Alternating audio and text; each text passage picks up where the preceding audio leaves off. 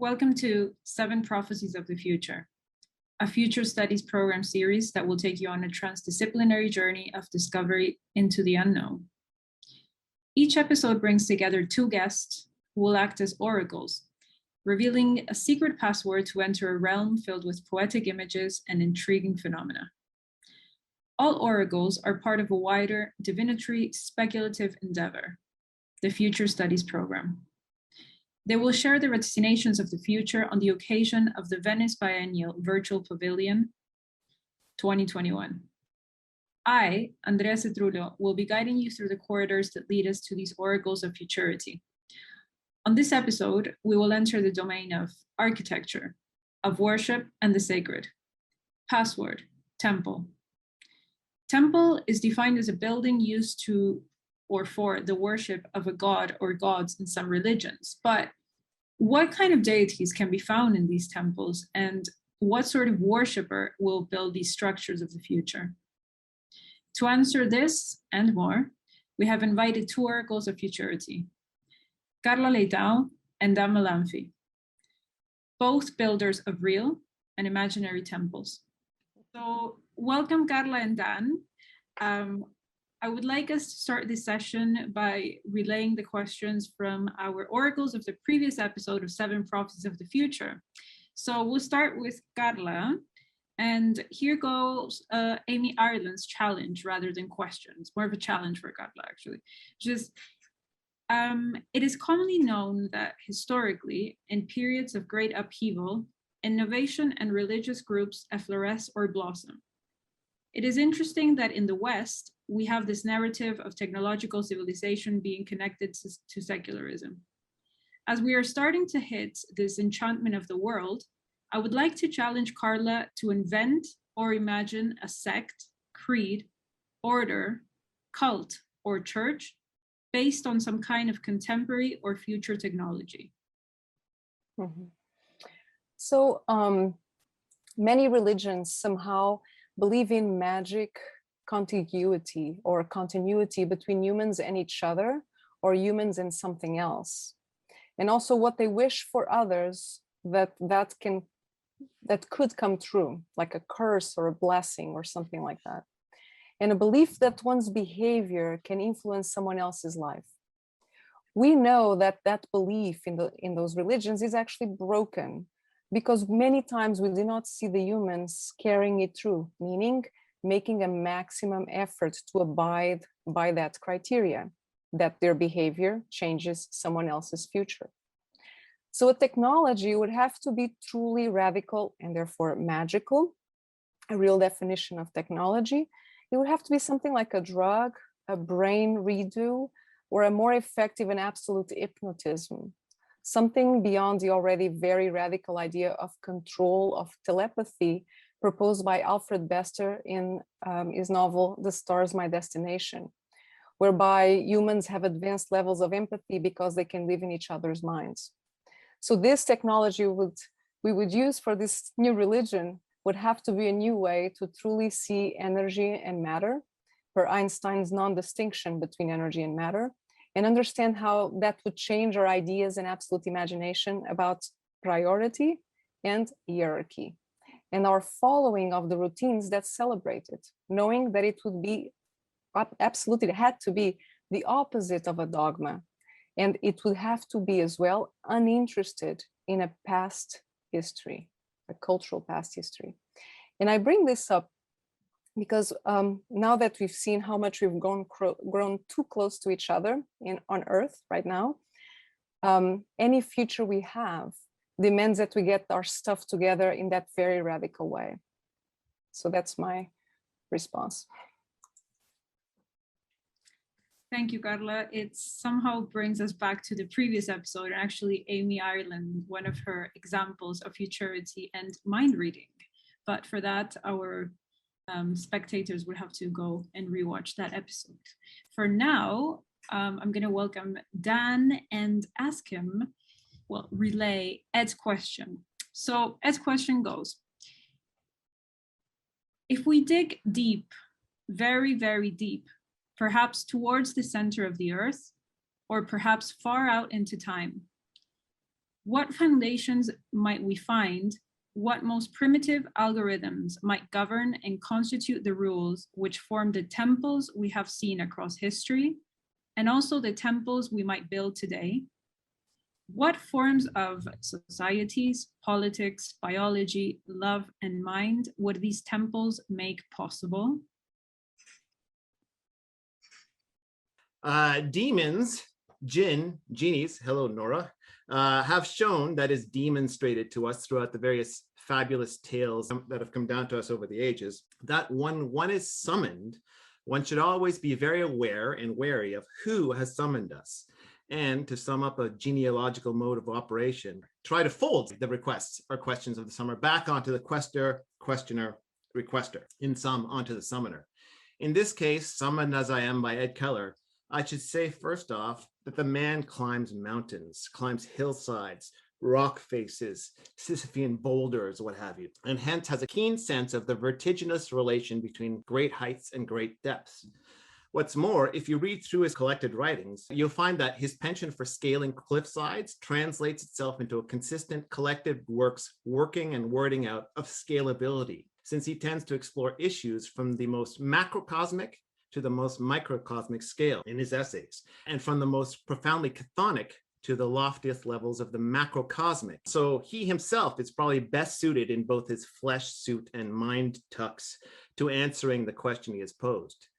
Taking a cue from Cronenberg Jr.'s horror movie Possessor, I could simply don the Ed personam, the Kellerian hypokeimenon, and ventriloquize. I could lift a passage at random, say for instance, the opening lines of his contribution to Leper Creativity, where he writes of, quote, the fraught relationship between the sun and the earth within a broader cosmologically scaled economy of excess and consumption, of overlapping layers of time where futures and pasts are enabled and erased, unquote. Quote, what is the manner by which humans can position themselves in relation to this excessive and enabling or erasing machine, unquote. So that resounds of his question today. What is the manner by which, or what are the primitive algorithms that might govern and constitute the rules which form the various positions and dispositions, the various perspectives, perspectival frameworks, architectural arrangements and assemblages that enable and or erase takes on the world, takes on or ways of contemplating the world, the very conditions of the contemplum, the temple in, through, out of which all forms of society, politics, biology, etc. are made possible. So here I've remixed a lot of Ed Keller, leprously lopping off lines from his punctum book, Cyclonopedia Analysis, and his FSP summoning question. To switch from a demonic to a perhaps more angelic approach, let me answer this call, this Cthulhu-like summons, with part of a book we were translating at the time of the Cyclonopedia Festival, namely Simondon's elaboration of his assemblage theory on the mode of existence of technical objects and religio-technological subjects. What Ed calls the primitive algorithms, indeed the foundations that govern and constitute, Simondon calls the primitive, indeed magical schema that maps or lays out the world through a set of key contemplative perspectival points. In his treatise on the mode of existence, Simondon's basic hypothesis, in his own words, quote, consists in supposing the existence of a primitive mode of man's relation to the world, which is the magical mode, a la Carla, what you just said. From an internal rupture of this relation arise two simultaneous and opposite phases, the technical phase and the religious phase. Technicity is the mobilization of the figural functions, the extraction of key points of man's relation to the world, and religiosity, on the other hand, refers to respect for and the perspective of ground functions. Aesthetic thought preserves the nostalgia of man's primitive relations to the world. It is a neutrality between the opposing faces, but its concrete character as a constructor of objects limits its power of mediation. For the aesthetic subject loses its neutrality and consequently its power of mediation by seeking to become either functional or sacred, unquote. Quote, according to this general hypothesis, he continues, and I'm using Cecile Mataspina's translation rather than our old rough draft version, that is to say the now officially published translation. Hi, Cecile. We suppose that the primitive mode of existence of man in the world corresponds to a primitive union prior to any split of subjectivity and objectivity. The first structuration, corresponding to the appearance of a figure and a ground in this mode of existence, is the one that gives rise to the magical universe. The magical universe is structured according to the most primitive and meaningful organizations, that of the reticulation of the world into privileged spaces and privileged moments. A privileged place a place that is power, is one that summarizes and contains the force of a compact mass of reality. It summarizes and governs it, as a highland governs and dominates a lowland. The magical world is thus made of a network of places and things that have power, mag, the root of the word magic, and that are bound to other things and other places that also have power. This path, this enclosure, this temenos, contains all the force of the land, the key point of the reality and spontaneity of things, unquote. It's kind of a long quote, but sorry. So the temple here can be taken as one such temenos, as one such high point, qua key point, or what Ed himself might call a bouldering, mountaining hand or foothold. It is a place that allows us to grasp, to hold and behold the larger picture, if you will, the whole complex of things, objects and subjects, or in the more primary, primitive case, prior to this stark division of objects and subjects. So that's my answer to Ed. Kind of long, but there you are. Thank you so much, Dan. There's a lot to unpack there, but I believe your answer to this question doesn't stop there. It will be complemented by the first example of this oracular session, which is the myth. Is that right, Dan? Yep. The roots of the word temple are uncertain, that is to say contested. But the three dominant hypotheses, the contested A, B, and C threads, are A, that it derives from the Greek temenos, designating a section of land cut or marked off from the rest, a sacred enclosure, a sacred space set aside from other mundane locations. B, that it stems from the Latin tempus, meaning time, and demarcates an alternative time or time out marked or set out for contemplation, for contemplative practice. And C, that it comes from the Proto-European templum, meaning to stretch or to extend. The word temple in French, temple, resounds of the second thread. Each thread has a thread extending the third one, which actually is a thread stretched out or stretched over space and or time. Temple in French resounds of a time, un temps, a climatological condition, le temps, peut-être la tempête, et aussi la température. In this case, a time or temporal condition set aside from the rest. The condition of a time out or an out of time that is within, with an end, the very definition and delimitation of the temple. The temple thus enfolds time. It is in itself un templier, a folded and enfolded time. And place, of course, folded and enfolded time and place, or set aside space-time. This folding, this unfolding, accords with all three hypothesized etymologies, A, B, and C.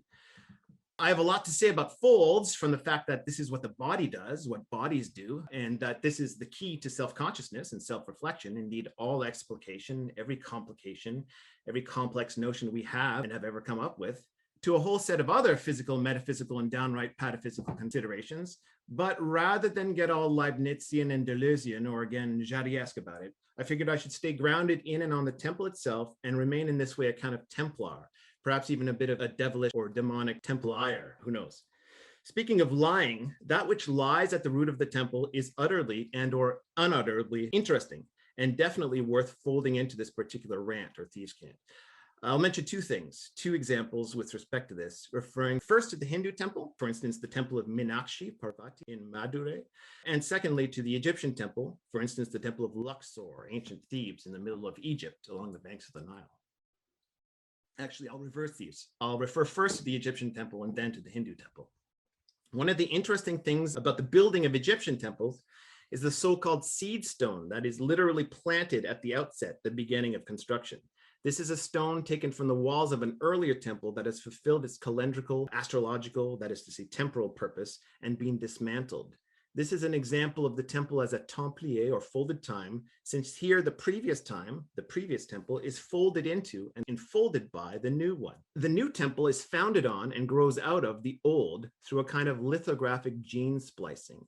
And even the hieroglyph marked face of the older stone section is taken into account with respect to the newfound foundational position or countenance, since it is always planted face downward so that the text can grow down in and as the direction of the roots and root the new building. Other stones from the significant and symbolically chosen old temple often get placed at various points, various joints and junctures in the newly built temple, appearing at what might be perceived as odd parts of the hieroglyph covered walls. But why go to the trouble of incorporating these odd bits and pieces into the new temple if they are not somehow significant, if they did not somehow carry elements of the old temple into the new? Many examples of these can be found in the 3-volume study of Luxor, published in 1957 as Le Temple de l'Homme, a 3-volume study that makes reference to and extends in the direction of Egypt, Stella Kramrich's 2-volume study published in 1946 as the Hindu Temple. Both studies, however, refer to the Hindu architectural principle of the Vastapurusha Mandala, which is the seed, plan, base, and basis of divinely and environmentally attuned architecture. That is to say, architecture that allows for and folds into itself this worldly, mundane, and otherworldly divine forces and flows. Whereas figures such as Leonardo's Vitruvian Man mandala are based on a body with outstretched arms and legs, limbs extended to their maximum range. The man form, qua Purusha, of the Vastapurusha Mandala, or Vedic man rather than Vitruvian man, if you like, is by contrast compacted, confined by rather than configuring the mandala, or seed form, plan, basis as such. It is unextended, in other words, rather than in a state of extension. Extension in the Vedic vision, the Vastapurusha Mandala, gives rise to the building that is based on and grows out from the basic mandala, a building that stands as an extensive symbol of the latter. The mandala itself remains purely intensive. Extension in the Vedic vision takes the form of a dismemberment, following Book 10 of the Rig Veda. As Joseph Reichert explains in his dancing column on order and architecture, quote, in the 19th hymn of the Rig Veda, which is actually the 90th hymn, he might have made a mistake or there's a typo there. Now, in the 90th hymn of the Rig Veda, there's a suggestion that the creation of the cosmos and society comes about through the sacrificial dismembering of Purusha, the first man, unquote. Or quoting Stella Kramrich, the Purusha sacrifices itself into existence. It spends itself in an ever renewed and ever proceeding sacrifice by which the universe and its existence subsist. Sacrifice, sacer facere, a making sacred by division, divestment, dissection. Purusha, the man in the mandala, as the body out of which and out from which existent things, objects and subjects, unfurl, unfold, come to be. Purusha begins intact, whole, altogether, and ends up altogether dispersed, distributed, doled out, rolled out, as the map and territory terrain topos of the world. So these are the images on that sheet. The long Temple of Egypt, the Temple of Luxor in the middle there. I think on the left, the various versions of the Vastapurusha Mandala. And then on the right, I can't see it, but some other graphics that appeared in an essay I published for the Funambulist on the Hindu temple. There you are. So that's my mythic image. Thank you very much, Dan. Now, Carla, what is your mythic example of temple and futurity? So Dan, thank you very much for that amazing introduction to temples and their etymology. And thank you for talking about the Egyptians or Egyptian culture, because that allows me to bring some cats into the picture. So I bring a very awkward concept of temple, especially being an architect. This is not what you expect from me. But you see, these days, architects are very interested in landscapes and the way we inhabit spaces in landscapes through knowledge. The RayCat project I bring was an early biosensor project to read landscapes. The project of genetically engineering a domestic cat so that it would change color in the presence of certain radioactive substances. It was the response by French author François Bastide and semiotician Paolo Fabri to the problem of how to identify the presence of nuclear waste and its invisible storage to discontinuous or very far in time generations of civilizations. In the words of Abraham van Leeuwenhoek, it was a way of warning civilizations that are so far after anyone that you ever cared about has died. The problem of how to create these long time warning messages was implemented in the last quarter of the 20th century through the Human Interference Task Force, a group of thinkers around the US Department of Energy and the Bechtel Corporation, with the goal of designing a way of preventing humans from unintentionally intruding on radioactive waste isolation areas. The RayCat concept lives on the shoulders of other ideas that look into how to create persistence of memory in human beings across cultures and time. Some of those ideas included the proposal by linguist Thomas Sibiok of creating an atomic priesthood. a group or council that would preserve the knowledge of these messages and its own longevity as a panel of experts. Here, in the Ray Cat, the biology was seen as a mode of entertaining longevity. The cat would continue to breed more biosensing units. But cultural proximity to cats, which has endured for a long time, would entertain the possibility that this quality would not be forgotten, the message embodied by the cat, as well as that it would always be visible. They would always be close by humans. Models and criteria for these long-term warnings evolved to acknowledge relative risks and expectations of recovery ambition to the messages. There were even mandates that explain all that. With the EPA mandate in the 1990s, for instance, to create these warnings as part of these storage facilities emerged the real-time lines around radioactive decay, hundreds of thousands and millions of years. And the settling after that on just 10,000 years for the regulatory mandate that these facilities should design for, both in terms of their conservation as well as their messaging systems. The RayCat project is a project from the past, the 80s, that would make use of a technology from the future, which we don't have yet, to communicate with a very deep future, which we have no idea what it will be. It's a deep, ultra-ethical project.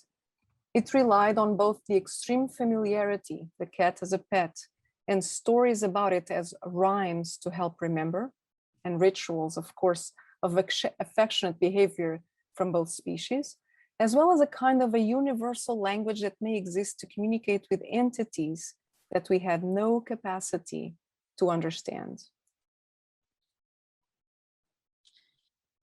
The RayCat, much like the messaging into space, focuses on a viewpoint or perspective, which is extraterrestrial as we know it, and to a certain degree, omnipresent. It focuses on the ability to communicate transculturally, and in that way, find some level of universality in the medium, which could translate into universality on the message, which we can imagine has some transethical or ultra-ethical dimension. The project of planetary unity as one that is simultaneously deeply human and non-human, so very sacred. And the project is also aware of the tsunami warning stones of the Anioshi village, some of them 6 centuries old, and the often forgotten nature of their message. Douglas Rushkoff reminds us of the lost art of the pattern recognition as we skip generations, cultural forms, and rely on newer technological artifacts, such as measurements, alarms, and predictions, that nevertheless may lack an history of observation and local mapping and marking that accumulated local generational knowledge and may be more foolproof about. These constructs are supposed to explain on our behalf when we can no longer distinctly speak, or when we don't know, can't perceive, nor imagine who we are talking to, nor, as in the space messages, whether they exist or will come. They are comments on what we think are more or less mute landscapes. Much like quadridimensional facades, they aim to manifest, conjure, make visible, incomprehensible and invisible aspects of the technological magic we have created and which are now unrecognizable to most of us due to their nature and scale.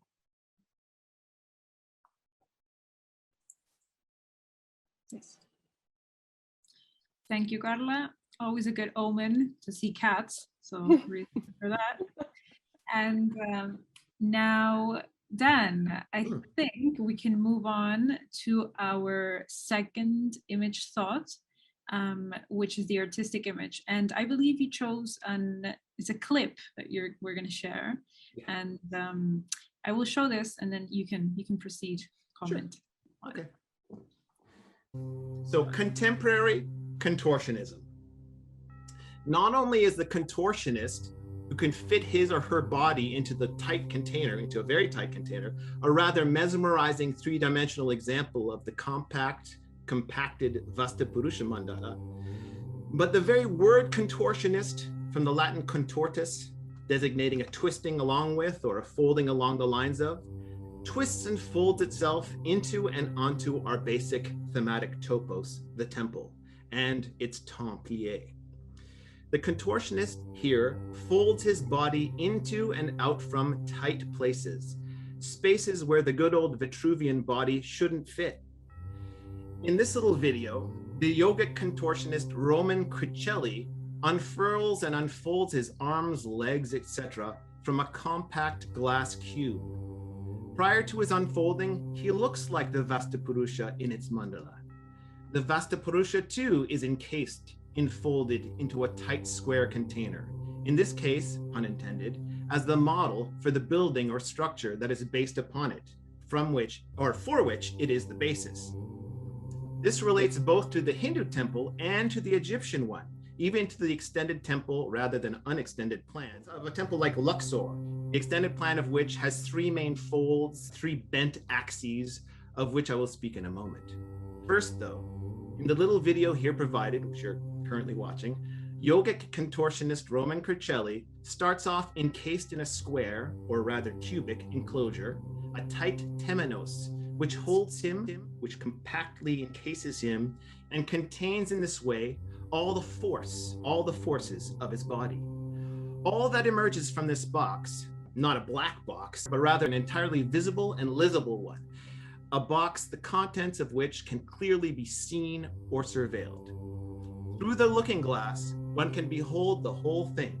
All that will unfold from there, if you get me. All right then, so proceeding from the Vastapurusha mandala and the encased Cricelli, along with the post-encasement creaking of the Cricelli body's bones, of the whole skeletal structure as it emerges uncompacted from the constraints of that enclosure, let's cast a brief glance at the extended rather than the compacted skeletal structure of the Egyptian temple of Luxor, harkening back to the first image of this presentation, which might be in your mind, maybe not, prior to the contortionist vid, which is currently playing. Okay then, just as the classic Hindu temple arose and unfolded out from a compact and intensive anthropomorphic model, the Egyptian temple of Luxor arose and unfolded according to an extended and instead uncompacted, that is to say stretched and drawn out anthropomorphic model, leading the French scholar and symbolist René Schwaller, following after the work of the Austrian Stella Kramrich and her studies of the Vastapurusha mandala, to call this Theban temple, the temple of Luxor, the temple of man. The man here likely being the idealized pharaoh, since the temple of Luxor is dedicated to the eternal rebirth or rejuvenation of kingship, likely the place where pharaohs were crowned. Quote, the architecture of the temple of Luxor is at first glance disconcerting. From the southern sanctuary to the northern pylons, the axis along which it is set never ceases to deviate. There is scarcely a regular shape in the plan. What seems square is rhomboidal. The intercolumnal spacing increases occasionally in the direction of the sanctuary. Moreover, the entire construction was carried out in several phases, unquote. Indeed, the temple construction spanned the reigns of Amenhotep III, Tutankhamun, Horemheb, and Ramses II along three distinct principal axes. The disconcerting contortions and deviations of the temple's successive sections and various inner subsections correspond, according to Schwaller's 12-year on-site examination, to the various parts and organs of the human body. Quote, the study of these axes shows that each correspond to a purpose. Each axis is a theme that rules the direction of the constructions related to it. In fact, each wall was built in relation to one or another of these axes with no regard to the obvious disorder that would ensue. Thus, we have here a discovery that is extremely important for the studying of the architecture of the temples and for deciphering the meaning of the pictures and texts traced on their walls, unquote.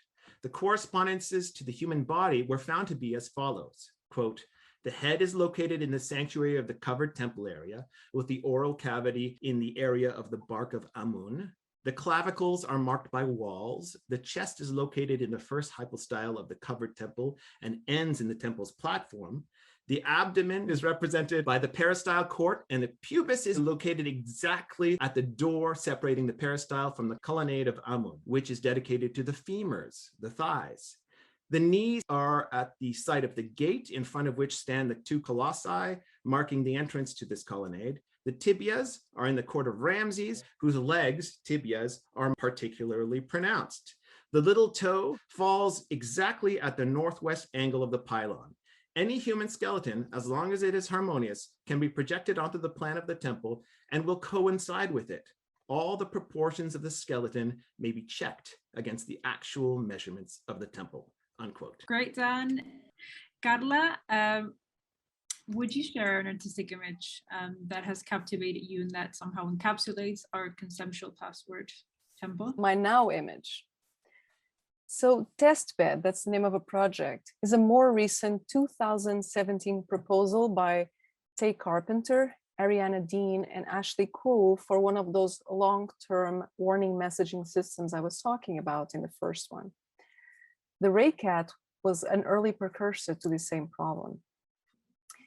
The Testbed is a 12,000 by 12,000 by 9,500 cube that transforms a nuclear waste storage facility area, the waste isolation pilot plant, into a climate engineering experiment site. Rather than communicating with a warning through monument or obstacle, the project manipulates the geology of the site itself by setting in motion an open-ended assemblage of processes that generate an entangled scientific earthwork comprised of agitated hybrid formations, neither natural nor human-made. Testbed is a very different approach of a previous concept of installing scary spikes across the top of the storage area in Landscape of Thorns in the 1992 by Michael Brill and Safdar Abidi. But spikes, much like other scary symbols, can become softened through time, and in this case, through erosion across deep timelines on pure matter. Testbed, the project, is a radical proposal. It deploys this array of carbon dioxide capturing strategies across the website, including ex situ mineral sequestration, in situ geologic storage, and direct air capture farms to generate this active marker system that passively stores one type of energetic product, or byproduct rather, carbon dioxide, in the surface that is above another, the transuranic waste that is secured below. By using climate engineering to create a new geology, Testbed takes advantage of the site's already compromised condition to encumber it through experimentation, doubling down on this disturbance to ensure that the site will remain undisturbed. Through their continued growth and transformation over time, these new geological forms mark the site as something that is deeply strange and unfamiliar, communicating an otherness by intervening in a fundamental process that is taking place around it. So if Testbed is a monument or a temple or a message or a narrative, it does so by relying on an identifiable dynamic image rather than a permanent one. It addresses permanence and stickiness of message by following natural processes and by exacerbating their expression in ways that become visible visually, chemically, and environmentally, potentially addressing several kinds of sensing intelligence of different perspectives. It communicates a permanent presence by, albeit its blurry borders or limits, revealing a continuing, dynamically changing relationship with everything else around it. So that's my now image. Excellent. And finally, I will ask Dan to reveal his last vaticination of the day in the form of an emerging phenomenon relating temple to futurity. Right. So yes, my last one has to do with origami or origami, the art of folding. The Japanese word ori means folding, and the Japanese word kami means paper. Hence, origami or origami is the art of folding paper, the art of paper folding. Techno-origami, technical or technological origami, known in Japan as origami seke, is an origami design approach wherein and whereby novel origami models can be theoretically plotted out before any actual folding occurs. Robert Salazar, a contractor intern at NASA's Jet Propulsion Laboratory, explained the significance of origami in the tech world as follows, quote, origami offers the potential to take a very large structure, even a vast structure, and fit it into relatively small spaces. for instance, into a small rocket, from which, after launch, it can then deploy back out again, unquote. That is, from which it can be folded out once again to its actual unfolded operational size. Quote, folding a large object into a relatively small space is not a simple task. A big challenge in origami design in general is that because all the folds share a single resource, a single sheet, everything is highly interdependent. So if you change just one feature, it has an impact on everything else, unquote. According to NASA jet propulsion technologist Manan Arya, folding an object the size of a baseball diamond so that it could fit into a rocket is the goal of a NASA project called Starshade. Once it opens in space, Starshade would allow a space telescope to better see planets around bright stars.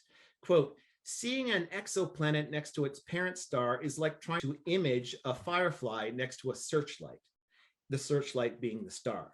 Starshade seeks to block out that starlight so you can image any really faint exoplanet right next to it, unquote. The key principle used in technical origami is origamic tessellation, which came into being in the 1960s.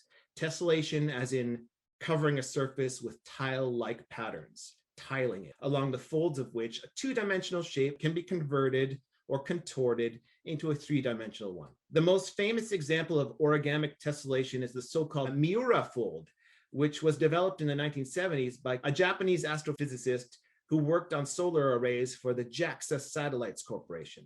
Using the Miura fold, one can fold a piece of paper into a smaller area and then unfold it again in a single movement.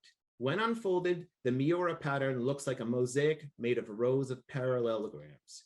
Miura folds are an example of what is called rigid origami, wherein the facets of the Miura origami structure remain flat and deflection only happens along the tessellated folds. So to fold things together here, the word tessellation and the tessellated comes to us from the Latin word tessera, a cube like Roman Circelli's glass box, or like the six-sided dice Lord Shiva used in his game against Parvati, a game where he gambled away all his attributes, all his extensions, and in doing so replicated the dismemberment of Purusha, whose body parts gave rise to the world as we know it. Engineers are turning to origami for inspiration for all types of applications, from medical devices to space applications, and even stopping bullets. But why is it that this ancient art of paper folding is so useful for modern engineering? This is a folded pattern. It's called a triangulated cylinder. It is bistable, meaning it's stable in two positions. This is one, and then if I give it a twist, this is the other. This really has a bunch of bistable mechanisms in it because you can see how it sort of pops into place. But if you combine the two mechanisms going in different directions, then you get the sort of magical color change effect. Yeah, that's impressive. So you look at this and you say, okay, that is a cute paper toy. Is it anything more than that? And the answer is yes. Does that turn into that? That turns into that, yep. We're working with a company called Intuitive Surgical that does the Da Vinci surgical robot, where they wanted to be able to insert a flexible catheter with the robot, but the flexible catheters tend to buckle and stuff. So we had developed these origami bellows that if you look down there, there's a hole that no matter how far we move this, that stays the same size on the inside. And what that means is we can put the catheter in there, and as the catheter moves and is getting inserted into the body, it still has supports along the way. By cutting or scoring materials and adding hinges as necessary, thick, rigid materials can, in effect, be folded. This is useful, for example, in deploying solar panels. This pattern is perhaps the granddaddy of deployable structures. It's called the Miura Ori. It's been used for solar arrays. In fact, it was one of the first patterns that flew on a space mission back in 1995. It was called the Space Flyer mission. As you see here, it all opens and closes in a single motion, and when it flattens, it's very thin and compact. It's a fun pattern called the origami flasher, and you get this kind of interesting flasher motion. This has been proposed as a design for satellite solar arrays, increasing compactness for launch and reliability in deployment.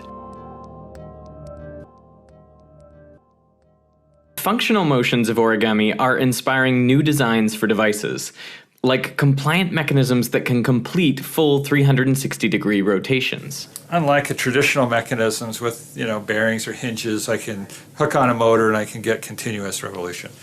I couldn't do that with a compliant mechanism. But it turns out no one bothered to tell the paper folders that, and created a continuously revolving compliant mechanism, which is called a kaleidocycle. Origami motions are also being used in medical devices. These would be, the creases in the paper.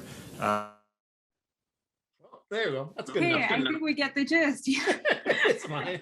No, it's pretty cool. I had never seen it before. Had you, Carla? Did you know about? Because of being an architect, That's right. this is very much like that's in front of us. So there will always be a studio or two that works with folding to work with geometry. You understand where geometry can go, yeah. So how's your origami then? Are you good at it?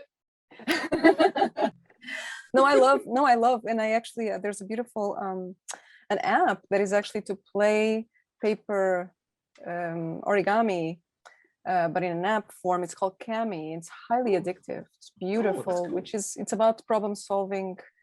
It's problem solving folds in it's a kind of a mathematics exclusion problem. Like you can only solve something in 5 moves or something like that. And it's based on Japanese folding. Japanese paper folding. Yes, with the tessellations. Exactly. I have a thing here to mention that.